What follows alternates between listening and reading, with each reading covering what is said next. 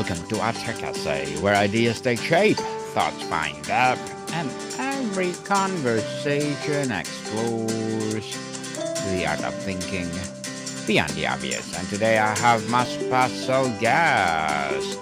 She is the director and co-founder of Sciascia Tax and Retirement and advocating behind the numbers, guiding small businesses from confusion to control, none other than Ms. Gale Sciascia. Hello. Welcome, Ms. Gale on Abstract Essay. And can you please introduce more about yourself that I missed? Yes. So I am Gale Sciascia, co-founder of Sciascia Tax and Retirement. My husband is my partner, and he works all of the retirement with me. And we started Sciascia Tax and Retirement to fulfill the gap that is in the market for the middle class and everyone who is wanting to get a better handle on their finances and just gain their knowledge and grow their portfolios and their wealth and just help them meet their goals that they're wanting financially.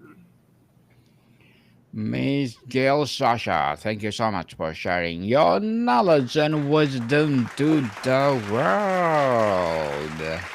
And today, let's talk about transform tax anxiety into wealth building confidence. Tell us, Ms. Sasha, let's start with the core issue. Beyond just fear of owing money, what are the deeper emotional roots of tax anxiety for most people? Is it fear of a system, of making mistake, or something else? Well, I think that in the media, and then just from a not understanding the tax system, that in itself is daunting to people. And it's easier to turn away from it than to look into it. And that keeps people from understanding it and what they can actually do and accomplish while using the system. Using the system itself, you talk about transforming anxiety into confidence. How does simply changing our language around taxes from I have to pay or I get to invest actually rewire our mindset? So the first word I would throw out is knowledge. Once people have an understanding, it decreases their anxiety. And so I think it's on the professional to make sure their clients have an understanding and to coach them and to really know what the client wants so that they can guide them in those areas. And then that anxiety can decrease and at some point not be an issue at all. How does a scarcity mindset actively prevent people from building long term wealth, and how can they break that cycle? Well, you have to want to take the risk. The scarcity mindset is because people don't understand the information. So, again, that's on the professional to give you that knowledge and help you realize that yes, what you have may be limited, but we need to show you the ways that it can grow. And that's one of the reasons why we really dig deep with our clients to find out what their vision is, what their 1 year, 5 year, 10 year looks like, what they want to leave for their family, what they want their legacies to be, and then we can help them each step of the way in that process on how using what you have to make more is more beneficial than just wanting to keep every dollar you have right in the moment. Every dollar for sure. And for someone who sees taxes as a penalty, how can they begin to refrain their tax payments an investment to their community and infrastructure, which in turn supports their wealth? So that was a little bit harder. I think in order to not see it as a penalty, you really need to be involved with your local community.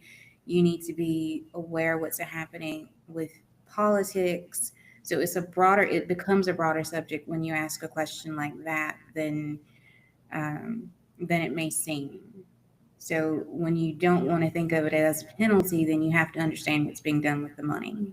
You have to understand where it's going, what it's funding, and at the core of that, you hope it aligns with the things that you believe in. But that's a really big topic and a really big question. Big topic indeed, Miss Sasha.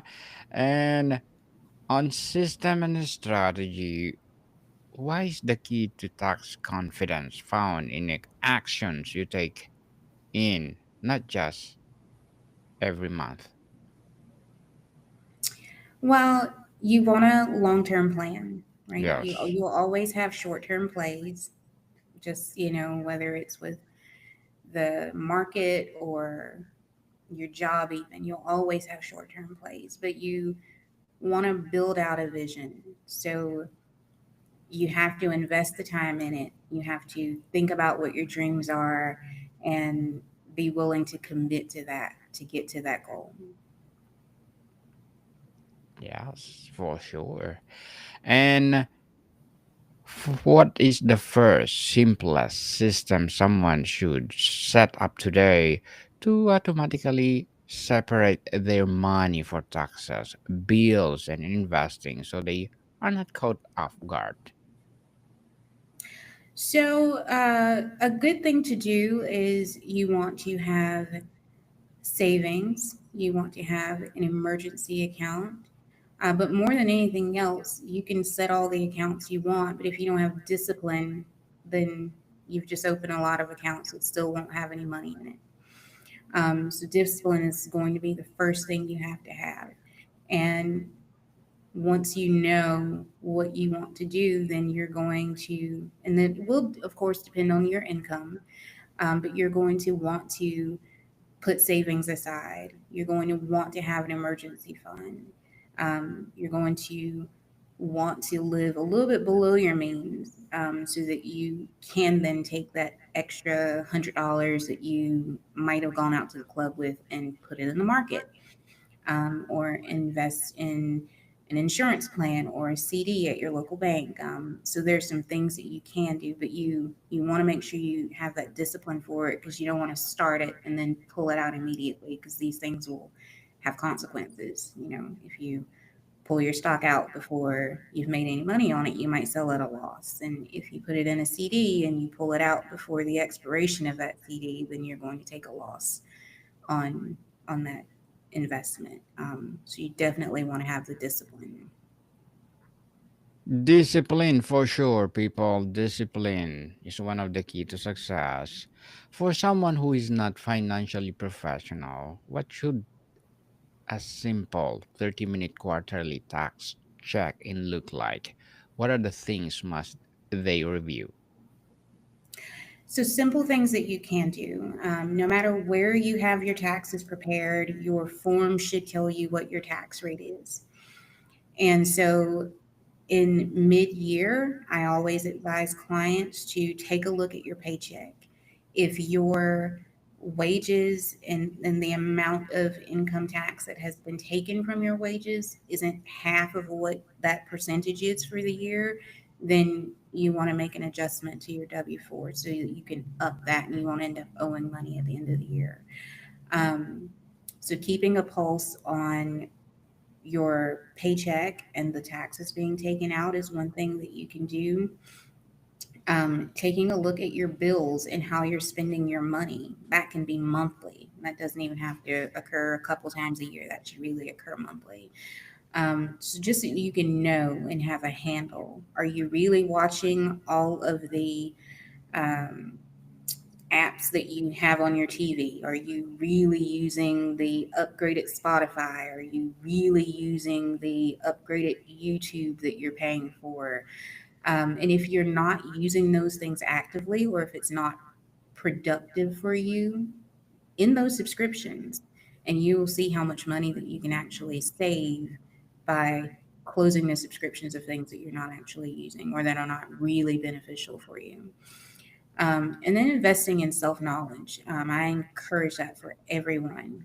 Find books that will help you with your temperament and with your planning and help you, stick with things.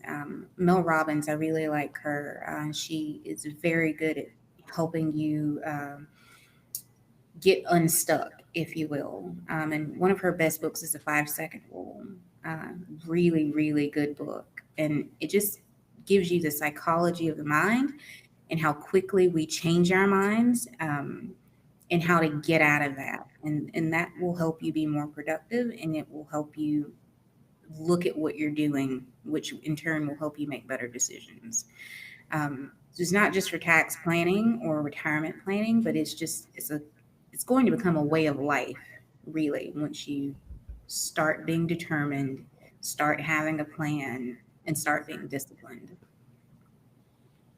Yes, again, people, discipline, discipline. For someone who's not financially professional, tell us, beyond the standard, a home office or millage, what is the often overlooked deduction or credit that freelancers and entrepreneurs frequently miss that can significantly impact their tax bill?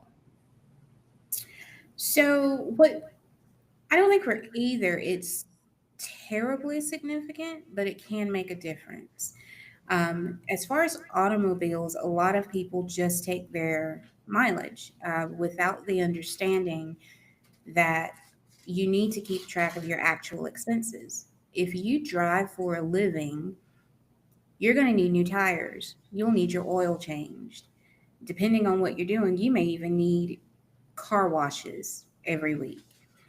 Those things will add up. And so when you're looking at your using your vehicle as a small business, you get to weigh that option every year. And if your actual expenses are higher, you want to take that year instead of your mileage deduction.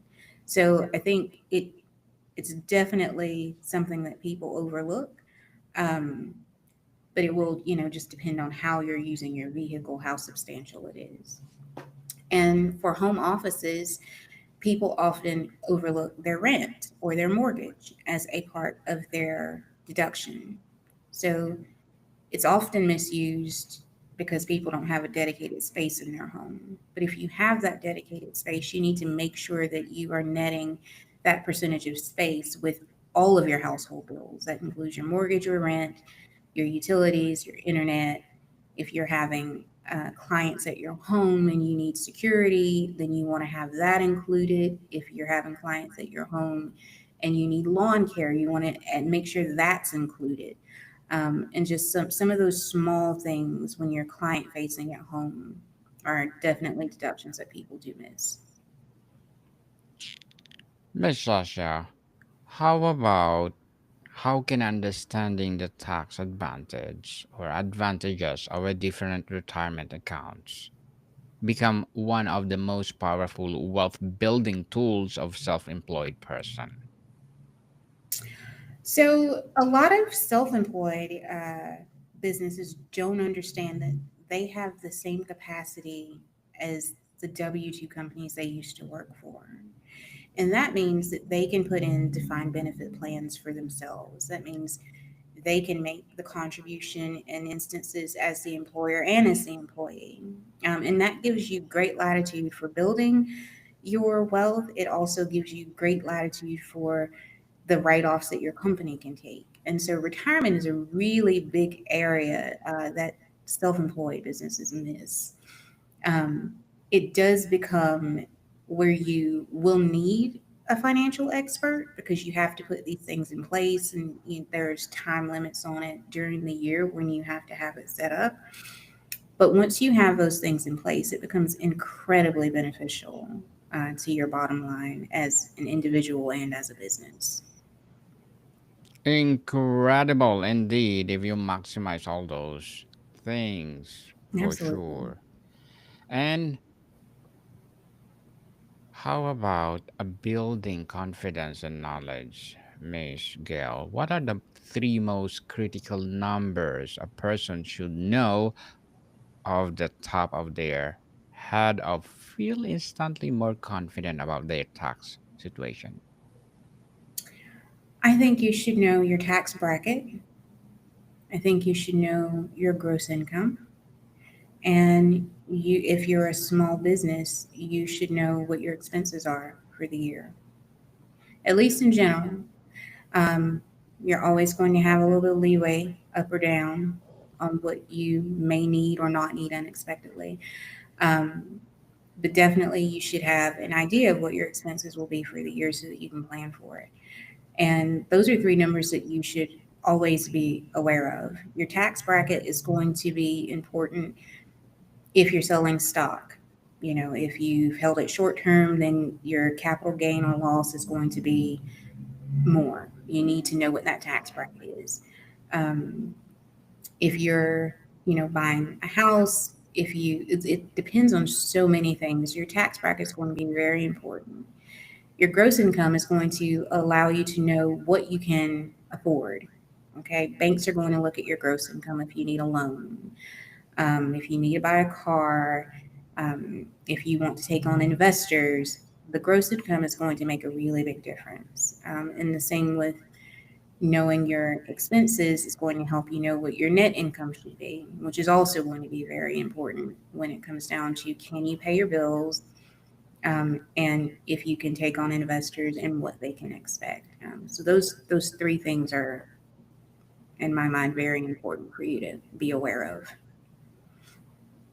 Thank you for that, Miss Sasha. Be aware of those people and what a specific trigger, a income level, a business structure, of life event that is signals is no longer a DIY moment and it's time to hire a professional like you.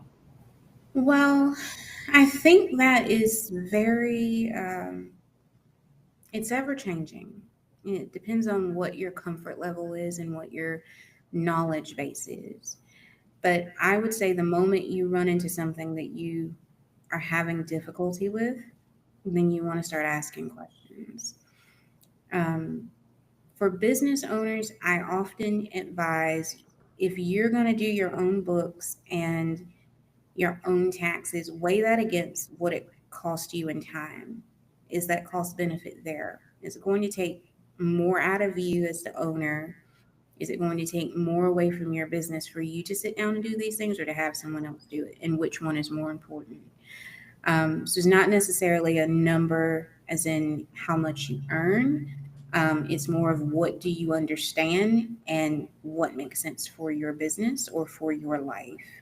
So it's going to be very subjective for different people. So, Miss Gill, what is specific trigger or what is the question someone should ask when interviewing a CPA or tax professional to ensure they are partner wealth building and not just a form filler? Well, you first want to make sure that your advisor is aligned with your business, right? So we Yes. don't want to be a real estate investor and go to a professional that has no real estate investing practice, right? They don't have any experience with it. So you want to make sure that the experience is there. And then you want to have just a general conversation with them and see how they answer your questions, because that's a big part of what we see in today is that people are with their advisors but they don't know how to talk to their advisors or they're afraid to ask them questions, and that shouldn't be a thing. So if you're choosing someone, that needs to be a natural conversation. It needs to be a flowing conversation where you're not scolded for not knowing, and information is uh, freely given, and questions are encouraged. And you're not getting one word answers. You're not getting, I'll just get back to you, or just let me do my job. You're not getting that kind of, feeling from that professional. So you definitely want to make sure that you can talk to them and ask them questions and that you're comfortable with the way that they answer you. and that you can receive their information. Miss Gail, how much a tax anxiety is driven by irrational fear of audit? And what is the realistic, non scary process of responding to one actually look like for a prepared person? Can you repeat that? How much of a tax anxiety is driven by irrational fear of an audit? And what does the realistic, non scary process of responding to one actually look like for a prepared person? So I think the anxiety around it is high, but I don't think it should be. Because Mm. as professionals, if we prepare you, and as individuals or business owners, if you follow the instructions and guidelines that you're given, you shouldn't have any anxiety. I don't, my clients don't have anxiety about audits because we prepare them and we let them know the proper way to do things and where red flags are. And we let them know why we're asking questions and how to prepare themselves with documentation. And for the people who are doing maybe things that they shouldn't, then yes, of course, you should have high anxiety all the time. Um, but that doesn't really tend to be the case if you do your job as a professional. And when you are having an audit, it will be a little anxious, but not a lot because you know you've done all of the proper things. And when questions are asked, you know you can answer them. And then it doesn't really end up being a big issue. Problem is, people don't really come to us until after they've done the wrong thing, and it is a really big issue. That's the always issue, Miss Gail. People will come to you once they have a problem. But anyway, Absolutely. people, please hire Miss Gail Sasha while you are in a good, smooth process of your business. And tell us, Miss Gail, why is getting large tax refund actually a signal of a poor financial planning? And how can someone reallocate the money through the year to build wealth instead? So, what I like to tell people is when you get a large refund, that means you have given the government an interest free loan all Mm, year. It's not a good thing. Like, we want you to just owe a couple dollars or owe nothing at all, maybe have $100 refund. That's pretty much our goal. And that means you have your money in your pocket, which means you can allocate it the way that you would like for it to be allocated during the year, whether that's in that savings account, in that emergency fund, or putting it into the market. You get to choose and you get to earn interest on your money all year rather than giving an interest free loan. So we take that approach with our clients so that they can understand that you're not making money off of what you are getting, and help them understand that the government has your money and they are making interest on your money and you don't get to see any of it. So it's just kind of helping them reframe that thought process and understand that they can do more with their money and during the year. Miss Gail, what point should a freelancer or side hustle or hustler consider moving from a sole proprietor or yes to corp or LLC? Not for liability, but specifically for tax and wealth building advantage. So it's hard to talk about either without addressing the liability. It's a it's a fail safe if you do it properly, and so you never want your personal assets on the line, and you can't really talk about wealth building or saving when everything you have is on the line, and that's what happens when you're a sole proprietor. So if Mm, you're sued as a sole proprietor, your home, your car, your pension, your retirement accounts, it's all on the table. Versus if you're in an LLC, you're limited. If you're following the rules, you're limited to what money is in that LLC as to what someone could sue you for. Um, and so you can't really speak to one without addressing the other. Um, it takes just a few $100s to start an LLC and have that protection in case you need it. So I don't really go on a dollar amount. I think you have to build out with the vision of expanding in mind. Um, so if you're over $600, which is what the IRS would say, then you're not considered a hobby, and that is when you would want to go ahead and put an LLC in place. Take the time, take the money, spend it, and get yourself set up properly. And that way you don't have that liability worry. And then you can start building out from there. Interesting facts, Miss Gale. So, can you explain the concept of tax loss harvesting in a simple, relatable way? So, tax loss harvesting is when you want to lower your taxable income by selling stock that you have at a loss.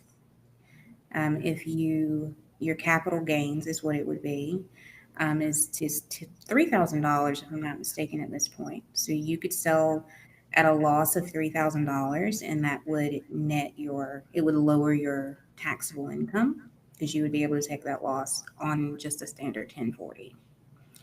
That's without any complications, and under certain income limits. So it depends on your tax bracket, but it would roughly be about $3,000.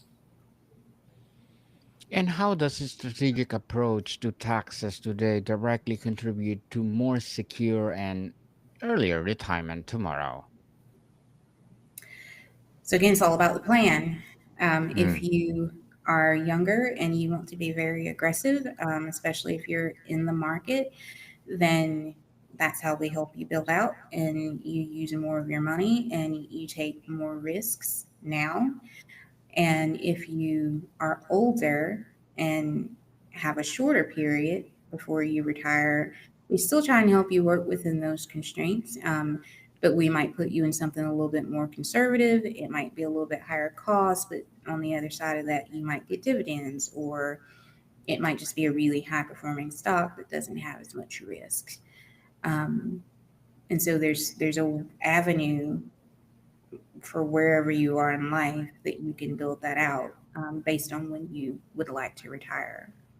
And of course, we would also look at other things like any 401ks you have, any pensions, what your social security looks like, which I don't think a lot of people know that you can actually go on a social security website, create an account, and see what those numbers look like for you, even right now where you are. Even if you have 20 years to go before retirement, you can see what you've built up.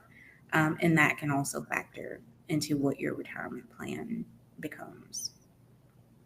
For someone feeling completely overwhelmed and anxious right now, what is the single smallest, least intimidating first step they can take this week to start regaining control? Make a list. Start a list of what you want and how you envision it. And as you go through this list, you can determine when you want to contact a professional.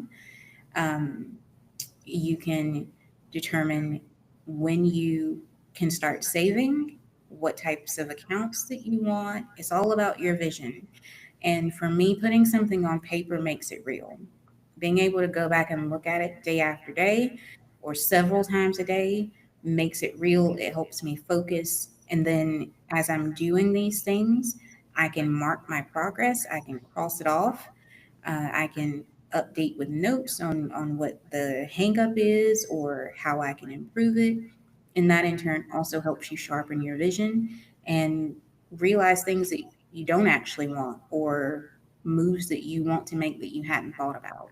And so I'm a big advocate for journaling and that nature so that you can just see what you want and then start to make it happen. Start to make it happen, people. Make that list. And before we wrap up our discussion, Ms. Gail, I'm inviting you to please listen to my other podcast, people, because my abstract essay is already in fifth season, abstract poetry in second season, and my book 101 review in fifth season too. Comedy 101 in second season, and my food 101 in fifth season as well. Geography 101 in fourth season, and my baby podcast Law 101 and Mental Health 101, Love Letters in third season, and Movie 101 review and Music 101 in fourth season, and Science 101 and Sex 101 in its first season. Please listen to them wherever you listen your podcast. So Miss Gail, ultimately is the goal to minimize taxes or to optimize your entire financial life with taxes as a key factor. What is the difference in outcome between those two mindset? I didn't catch all that, Daniel. Will you repeat that, please? Yes, ultimately is the goal to minimize taxes or to optimize your entire financial life with taxes as a key factor. What is the difference outcome between the two mindset? Well, if you just want to minimize taxes, I think that's very much a short term play. Yes. Um, but if you want to build and optimize and look towards the future, then you're going to go with that latter. And that's the way that you're actually going to do it. You're going to envision it, make a plan, and build it out. And again, be disciplined and stick with it. So those two mindsets is the difference. And one is very much short term, and one is very much a longer term. Miss Gale Sciascia, the director and co-founder of Sciascia Tax and Retirement. Thank you so much for sharing your knowledge and wisdom to the world. Thank you. Hoping for more and more empowering advocacy to come. So can you please invite our listeners to support your business, your advocacy, or whatever projects that you're doing right now? Oh, definitely. And thank you for that. If people have questions or would like consults, then we can be reached at contact at shashatr.com. We are also opening a school channel, which will be for professionals who want to have some different engagement and learning how to communicate with their clients. We are always ready for you with representation, tax planning, tax strategy, and retirement. So just give us a call at 615-723-1570 or contact us at contact@shashatr.com. Yes, people, let's support Miss Gail Sasha because if you support her, for sure, more and more advocating behind the numbers for sure. So, Miss Gail, thank you so much for your time. Thank you. More to come, people. See you soon.